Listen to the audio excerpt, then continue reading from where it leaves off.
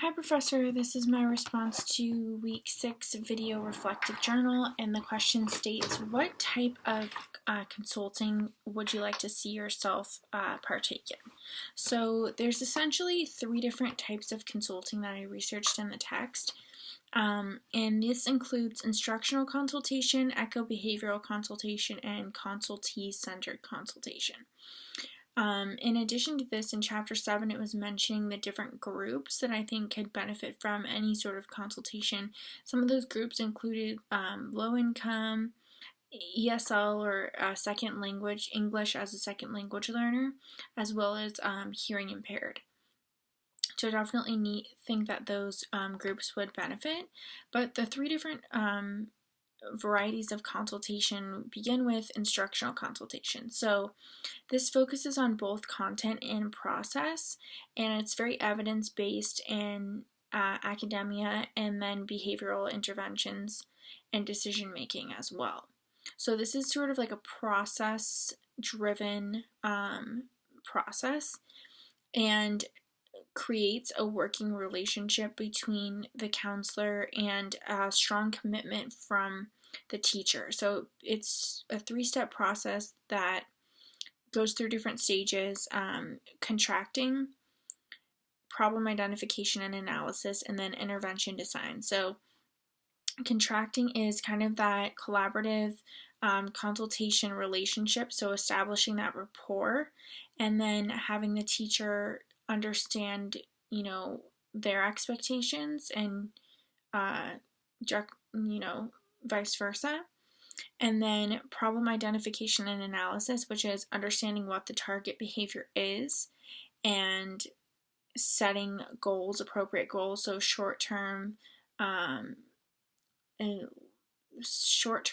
long-term goals and everything in between. And then the intervention design, which is the actual data-driven, evidence-based plan that will monitor and assess the whole entire process. And then secondly, the eco-behavioral consultation. So this is a combination of the ecological systems theory and behaviorism. So this allows kind of stressing on the conditions that can be modified rather than the child's social standing. So what can you modify? Meaning, can you change the amount of times, the amount of reading that a student does? Can you change the amount of math that they do? Can you change their coursework? What can you potentially modify comparative to those factors that you can't change? You can't change where they live. You can't change any, struggles that they might have due to being a minority. You can't change their neighborhood, their nationality, their religion. So what can you modify to improve, the life of that child, instead of focusing on the factors that are not changeable, so to speak. I haven't heard of this before, and it's very interesting theory. Basically, these consultants try to intervene in a multitude of different contexts, and ultimately try and have a large impact on the student. And then lastly, consultee-centered consultation. So this is similar to the behavioral tradition, and it tries to address a wider range of problems, not just mental illness or mental issues.